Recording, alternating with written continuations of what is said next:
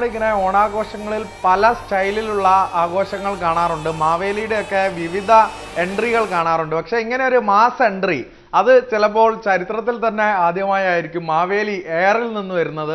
സമൂഹ മാധ്യമങ്ങളൊക്കെ ഇപ്പോൾ ഏറ്റെടുത്തുകൊണ്ടിരിക്കുകയാണ്. നമ്മുടെ മലപ്പുറം രാമപുരത്തെ ജെംസ് കോളേജിലാണ് ഇത്തരത്തിലൊരു ആശയവുമായി വിദ്യാർത്ഥികൾ എത്തിയത്.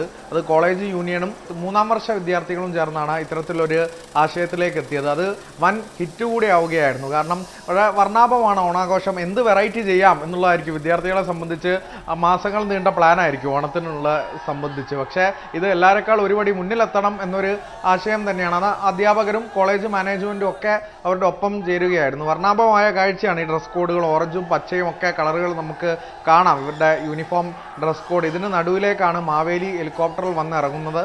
ചുറ്റും വിദ്യാർത്ഥികൾ ആവേശത്തോടെ ആർപ്പുവിളികളോടെ മാവേലിയെ സ്വാഗതം ചെയ്യുന്നുമുണ്ട്.